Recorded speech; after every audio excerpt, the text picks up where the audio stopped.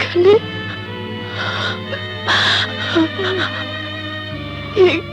এখানে মা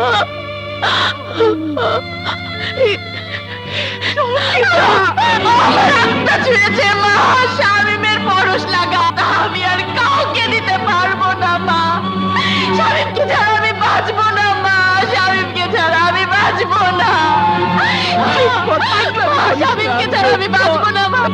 শামীমকে আপনার ভেতরে নিয়ে আমি অন্য কাউকে কেমন করে বিয়ে করতে পারি মা, কেমন করে বিয়ে করতে পারি? আমি বাঁচবো না মা। গো তুমি বাবাকে বুঝিয়ে বলো, দয়া করো মা, দয়া করো, আমাকে সাহায্য করো। চুপ কর সঙ্গীতা, চুপ কর, চুপ কর। ঠিক আছে,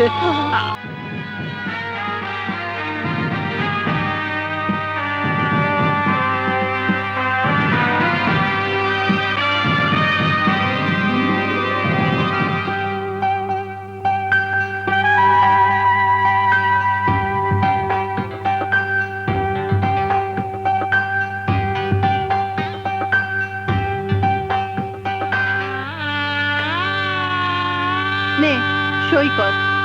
সই কর মা, সই কর,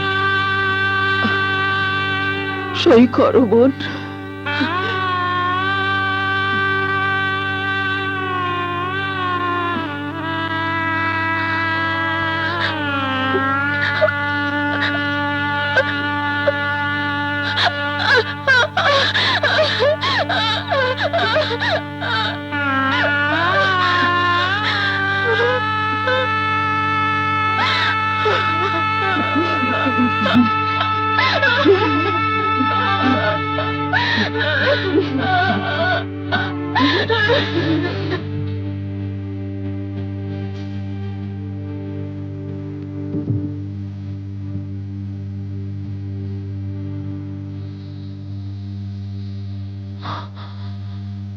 সঙ্গীতা, আজ আমাদের নতুন জীবনের প্রথম রাত, একে অপরকে জানার। এসো না, এই শুভ শুরু আমরা সত্যের উপর দাঁড়িয়ে শুরু করি। দুনিয়ার সকল সম্পর্ক সত্য বিশ্বাসের উপর ভর করে প্রতিষ্ঠা পায়। এসব কথা কেন বলছেন? তুমি মাইন্ড করলে?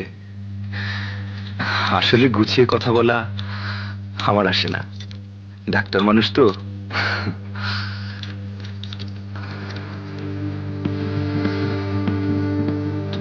হয়তো ভাবছো তুমি সুন্দরী প্রাণচঞ্চল একটা মেয়ে, অথচ বিয়ে হলো কেমন একটা কাঠখোট্টা মানুষের সাথে।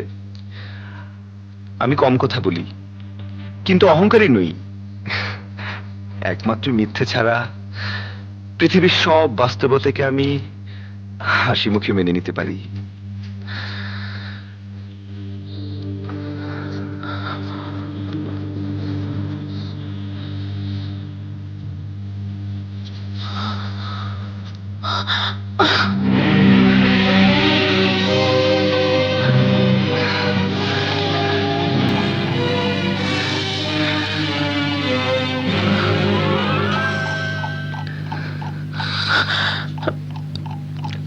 আম্মা বলেছেন তার সাথে ফজরের নামাজ পড়তে 5টায় উঠতে হবে।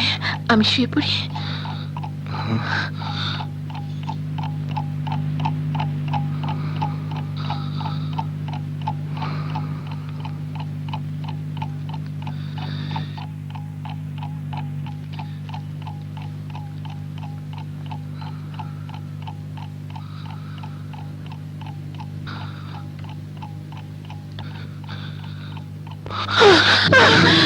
কি হলো? আমি কি কোন ভুল করেছি? সঙ্গীতা, তুমি আমার স্ত্রী, তোমার শরীর মন দুইয়ের উপরই আমার অধিকার আছে। কি হলো সঙ্গীতা?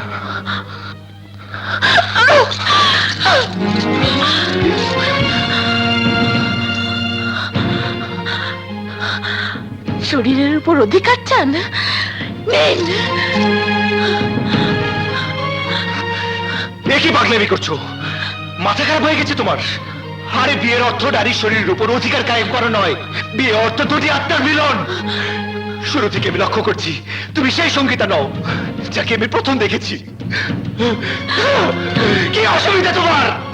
তোমাকে কি জোর করে বিয়ে দেওয়া হয়েছে, নাকি আমাকে তোমার পছন্দ নয়? বলো সঙ্গীতা, বলো, নইলে দেরি হয়ে যাবে আর আমাদের স্বামী স্ত্রী সম্পর্ক চিরদিনের জন্য বোঝা হয়ে যাবে। বলো সঙ্গীতা, বলো, চুপ করে থেকো না, বলো। দেখো সঙ্গীতা, আমি তোমাকে আগেই বলেছি যে মিথ্যে আমার পছন্দ নয়। যা বলতে চাও সব খুলে বলো। আমি আমি তোমার সঙ্গে আছি। বলো, বলো সঙ্গীতা, বলো। চুপ করে থেকো না, মুখ বন্ধ করে থাকলে কোনো লাভ হবে না সঙ্গীতা। অজানা রোগের কোনো ওষুধ নেই। বলো, বলো সঙ্গীতা, বলো প্লিজ।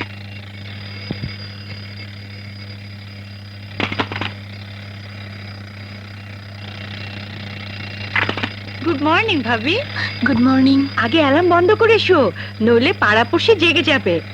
আর শোনো, ভাইয়া যদি আবার তোমার সাথে দুষ্টুমি করে বলবে নামাজের সময় হয়েছে। জলদি গোসল সেরে এসো।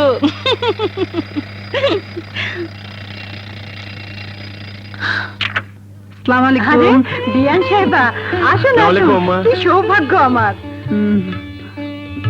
মেয়েকে দেখার জন্য মনতলা হলো, তাই চলে এলাম। বেশ করেছেন। বৌমা, বৌমা, দেখে যাও কে এসেছেন।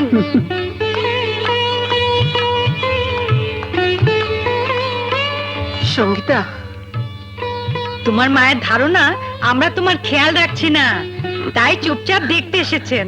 না তা ঠিক না। ঠিক আছে, আপনারা কথা বলুন, আমি আসছি। আচ্ছা, এদিকে আয়। কেমন আছিস মা? তুই চলে আসার পর আমার ঘর অন্ধকার হয়ে গেছে। তোর বাবা বলছিল গিয়ে মেয়েকে দেখে এসো। কি দেখতে চায় বাবা? বেঁচে আছি না মরে গেছি? চুপ কর, এখনো সে চিন্তা। চল ওদিকে চল।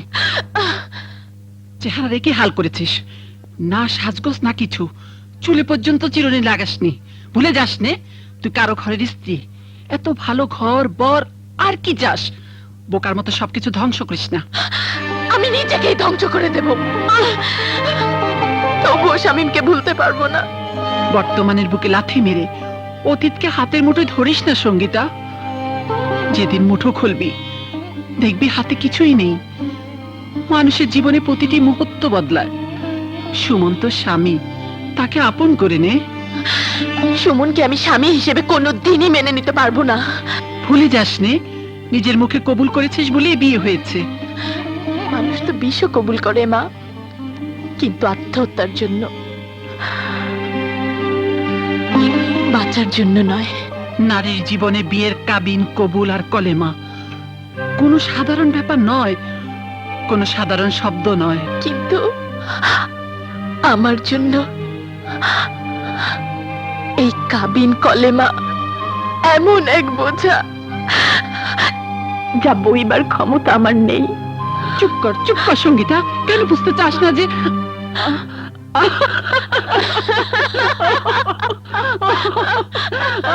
কি কান্দই না ঘটে গেল। কি ব্যাপার, মা মেয়েতে কি নিয়ে তো হাসাহাসি? আমাদের মা বেটির কথা শুনলে আপনি হাসতে হাসতে ও, পাগল তাই হয়ে বুঝি? যাবেন। আচ্ছা, এবার আমাকে যেতে হয় যে। এই সপ্তাহে বৌমাকে নিয়ে সুমন হানিমুনে যাবে। ফিরে এলেই বেশ কিছু দিনের জন্য আপনার ওখানে পাঠিয়ে দেব। আপনি যা ভালো মনে করেন।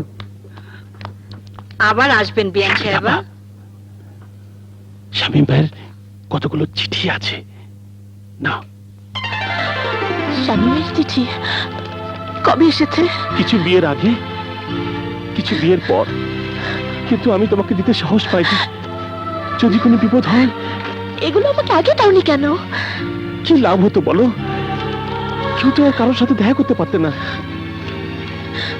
যদি এই গরিবের কথা শোনো, তাহলে এই চিঠিগুলো পুড়িয়ে ফেলো। তাড়াতাড়ি জি, আসি আম্মা।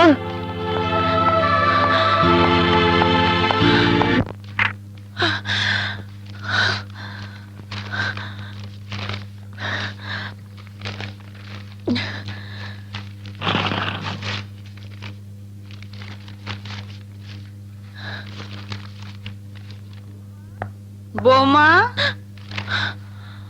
বৌমা, আমি পাশের বাসায় মায়া আপাকে দেখতে যাচ্ছি, দরকার হলে ডেকো, ঠিক আছে? জি আম্মা।